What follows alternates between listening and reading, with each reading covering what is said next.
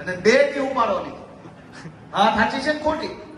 ટીવીમાં એમ આવવું જોઈએ કે ગુજરાતના ખેડૂતને એક તો 100 પીડા છે, 100 ઉપાધિ છે, એમાં 101ની આ વીમો નથી. 8 વર્ષમાં ઉનાળામાં માવઠું થયું, અનેક લોકોના તલ અને મગફળી ગયા માવઠામાં, નુકસાન થયું, તલ વાઢી ઓઘલા કરેલા હતા અને વરસાદ પડ્યો. ગયા વર્ષે દિવાળી ઉપર પાથરા તણાઈ જાય એટલો બધો મે આવ્યો માવઠામાં. દર વર્ષે જો માવઠું આવે, ઉનાળામાં માવઠું, દિવાળીએ માવઠું, તો જીવવું કેમ? આ રજૂઆત મુખ્યમંત્રીને કરી એ ગુજરાતના ટીવીમાં નો આવી. મેં અહીંયા કલેક્ટરને રજૂઆત કરી કે જંગલમાં ઢોર ચારવા જવા માટે પશુપાલક માલધારીઓને મસવારી પહોંચ આપેલી છે. અનેક જગ્યાએ હવે નવી પહોંચ નથી આપતા, જેની પાસે હોય એને જવા નથી દેતા. અને અમદાવાદથી મોટા મોટા સાહેબો આવે જંગલના, એવા ખૂણે લઈ જાવ કોઈએ ન જોયા હોય, પણ જે માણસ વર્ષોથી જંગલ સાથે સંકળાયેલ છે એને કેમ નથી જવા દેતા? એ રજૂઆત મેં કરી. મેં 100 વારિયા પ્લોટની રજૂઆત કરી. બીપીએલમાં સર્વે બંધ કરી દીધો છે સરકારે, બિલકુલ સર્વે બંધ કરી દીધો છે. હવે તો હતા એ બંધ કરવાનું ચાલુ થયું છે. લ્યો, કાગળ ઉપર ગરીબો ઘટાડવા છે. તો આ બધી જ રજૂઆતો, પ્રશ્નો, ચર્ચાઓ બધું થાય છે. તમારા સુધી ટીવી માંથી ન આવે તો કાંઈ નહીં, પણ અમારું ફેસબુક જોતા રહેજો, તોય નાથી હારા સાચા સમાચાર કાયમ થોડા થોડા આવતા રહે, એ મારી બધાને વિનંતી છે.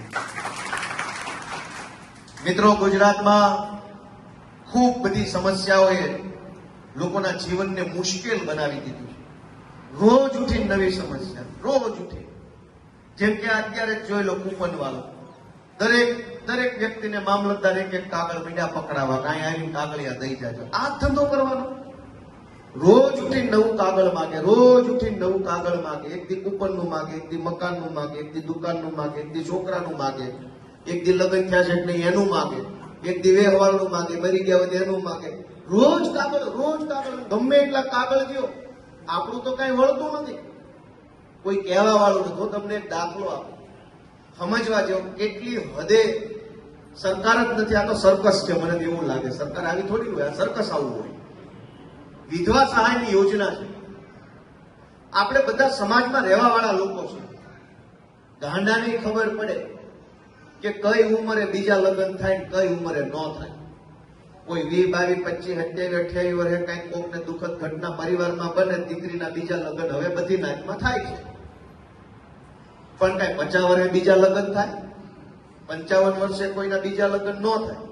વિધવા સહાયના જેટલા ફોર્મ ભરાતા હોય એ કોઈ દી 25 વર્ષની દીકરીનું ન હોય, એ 50 વર્ષની માળીનું જ હોય. તોય ઓલો સરકારી માણસ, ભાજપની સરકારે નિયમ કર્યો બીજા લગ્ન કર્યા નથી એવું સોગંદનામું લાવો. પણ તમે ઉંમરના ખાનામાં ઉંમર લખ્યો ત્યાં જોઈને એટલી બુદ્ધિ તો હાલે કે 50 વર્ષે નોંધ કર્યા હોય તો જ 1200 રૂપિયાની લાઈનમાં ઉભા હોય. ગરીબ લીધા હોય તો તમારા ડાસાઈ જોવા ન આવે, ઘણી ન કહી દે લાવો 500 રૂપિયા. સરકારની માનસિકતા કેટલી વિકૃત છે એ સમજો. કે કોઈ આપણી મા, બેન, દીકરી લાચાર છે, મજબૂર છે, થોડાક પૈસાની જરૂર છે, સરકારમાંથી યોજના છે, પણ એની પાસે એવા કાગળિયા માંગો, શરમ લાગે? 50 વર્ષે એવું લખીને કેમ દેવું બીજા લગ્ન નથી કર્યા? કોઈને શરમ નથી કે આ સરકાર હાલે છે કે સર્કસ હાલે છે. અનેક પ્રકારના કાગળિયા, આ દાખલો, ઓલો દાખલો, પેલો દાખલો. માણસને બસ નવરો નહીં પડવા દેવાનો, એવી આ સરકાર હાલે છે. મિત્રો, આપણે બધાએ ખૂબ વિશાળ સંઘર્ષ કરવાનો છે. વિસાવદર વિધાનસભાની ચૂંટણીનું પરિણામ એ પહેલું પગથિયું છે. એટલે કે ખડકી ખુલી છે, હજુ ડેલો આખો બાકી છે ખોલવાનો. તમે નાની ખડકી ખોલી તો આખા ગુજરાતમાં નાનું નાનું અજવાળું ફેલાણું. જેથી ડેલો ખુલી જાય તેથી બધા મોજમાં આવી જવાના છે. અને એના માટે આપણે ખૂબ મહેનત કરવી પડશે, ખૂબ મહેનત કરવી પડશે. હું એકદમ મેં કીધું એમ નાનો માણસ છું. મારો પારિવારિક મારું બધું બહુ નાના ઘરનો વ્યક્તિ છું. એટલે મને નાના માણસની પીડા, નાના માણસની સમસ્યા, નાના માણસની લાગણી મને સમજાય છે. એટલે હું બને ત્યાં સુધી બહુ કાંઈ આમ શોબાજી ન કરું, ક્યારેય નહીં. કોકને આપણાથી આમ આઘું રહેવાનું મન થાય એવું કરવાનું બદલે ઓરા આવે ને એવું હું તો મારું વાણી, વર્તન, વ્યવહાર એવો રાખું. ભલે આપણાથી ક્યારેક કોકનું 5 કામ નોય થાય, ક્યારેક 5 કામ હારા થાય, ક્યારેક અડધા થાય, ક્યારેક બિલકુલ ન થાય, એ તો વ્યવહારની વાત છે. પણ માણસને માણસથી પ્રેમ આવવો જોઈએ, લાગણી આવવી જોઈએ, ગમવું જોઈએ, કાં તો અમારા ઘર જેવો છોકરો છે એવું લાગવું જોઈએ. અને એટલે હું સીધો સાદો સિમ્પલ સરળ ફર્યા કરું છું, દેશી માણસ છે. એટલે હું તમારી પાસેથી એક એવી આશા રાખું છું, બધા પાસેથી, વડીલો પાસે, કે આ હું મારી જિંદગીમાં પહેલી વાર ધારાસભ્ય બન્યો છું. તમારે મારું ઘડતર કરવાનું છે, તમારે મને માર્ગદર્શન આપવાનું છે, તમારે મને શીખવાડવાનું છે. કેમ કે તમે જાજી દિવાળી જોઈ છે આપણી ભાષામાં, જાજી દિવાળી જોઈ હોય અને જાજી ખબર પડતી હોય. તમને જેવો નેતા ગમે, જેવો નેતા જોતો હોય, જેવડો મોટો જોતો હોય, એવું ઘડતર તમારે મારું કરવાનું છે, એવી હું બધાને વિનંતી કરું છું. કેમ કે છોકરાને દુકાનની ચાવી મોપો તો દુકાન હલાવતા શીખવાડવું પડે ને. હવે ચાવી તમે મને આપી છે તો શીખવાડવાનું તમારે મને છે. એટલે તમારું સલાહ હોય, સૂચન હોય, માર્ગદર્શન હોય, કઈક જાણતા કે અજાણતા અમારી ભૂલ થઈ હોય, તમારે ઠપકો દેવો હોય તો એ તમને હક છે. છોકરા તરીકે અમને કહેતા રહેજો, પણ પાછું રહેવાનું ભેગું જ છે. એ મોકો થાય એમ નથી. હવે હાંધો માર્યો છે, હજાર પંપ બોલો કઈ બોલો આવે છે જાહેરાત, હાથીને ખેંચતા હોય ફેવિકોલ. હા, તે હાથે આમ હામાં ખેંચે પડી કે નહીં ઉખડે આ ફેવિકોલ વાળું. એટલે આપણે તમારી લાગણીનો ફેવિકોલ છે એ આપણા અમને મળે એવી અમે આશા રાખીએ છીએ. ખૂબ તમારા બધાના આશીર્વાદ મળ્યા છે. અમે ઈશુદાનભાઈના નેતૃત્વમાં આમ આદમી પાર્ટી ખૂબ આગળ વધી રહી છે. અમારા નેતા પ્રવીણભાઈ રામ, અમારા નેતા રાજુભાઈ ગોરખતરિયા ખૂબ યુવાન, ઉત્સાહી અને ધગશવાળા વ્યક્તિઓ છે. એટલા બધા તમે કોઈ પાર્ટી નહીં જોયું હોય કે બધી નાતના, પાછી એક હરખી ઉંમરના, પાછા બધા ભણેલા, અને આ મુઠ્ઠીવાળો તો હજડ બમ લાગે એવા માણસો. પાંચે પાંચ અલગ અલગ સમાજના હોય, યુવાન હોય, ભણેલા હોય, એક સરખા પાવર વાળા હોય, અને પાંચેય ભેગા થઈ જાય રૂડું કેવું લાગે. એવી ગુજરાતની આ એકમાત્ર અમારી આમ આદમી પાર્ટી છે જેમાં બધા હારે મળીને સારું કામ કરે છે. ખેડૂતનો મુદ્દો હોય તોય અમારા રાજુભાઈ કે પ્રવીણભાઈ હોય, શિક્ષણનો મુદ્દો હોય તો અમારા આ રાજુભાઈ ઘણી વાર હોય, આમ જનતાનો મુદ્દો હોય તો અમે દોડીને પોગીએ. સૌ બીજા મુદ્દાઓ હોય એમાં ઈશુદાનભાઈ, સાગરભાઈ રબારી, અમારા એટલા બધા આગેવાનો છે, અને બધા નિષ્ઠાવાળા માણસો.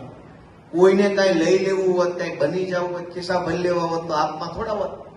ખિસ્સા ભરવા હોય તો છે એક પાર્ટી, જે જાય એને દાતા હવે ચાંદલો લખાવી દે છે, પછી પાછા ગોડાઉનમાં નાખી દે. દોસ્તો, હું તો તમને બધાને એક વિનંતી કરવા આવ્યો છું કે ગુજરાતના ગામડામાં ખૂબ લોકો પીડાય છે. એટલી બધી પીડા છે, એટલું બધું દુઃખ છે. પછી ધીમે ધીમે માણસ બધું મૂકી દે, એની હારે જીવવા ચાલુ કરી દે, દુઃખની હારે, સમસ્યા હારે. એક વાર કે, બે વાર કે, 5 વાર કે, પછી એમ લાગે મૂકો હવે આ આમનામ જ રહે. પછી સમસ્યાની હારે જીવવાનું ચાલુ કરી દે છે. માણસ રસ્તો ગોતતો હોય છે કે હું આમાંથી બહાર કેવી રીતે આવીશ, ક્યાંથી આવીશ, અને રસ્તો મળતો નથી. અને ખોટું કરનારા લોકો કરોડો રૂપિયાનું ખોટું કરી નાખે છે, એને કોઈ રોકતું નથી. નાના માણસે લાચારીવશ, મજબૂરીવશ ગામના ગૌચરમાં કે ગામની સરકારી જમીનમાં કાચું ઝૂંપડું બનાવ્યું હોય તો એને પંચાયતની નોટિસો આપે છે ભાજપના માણસો.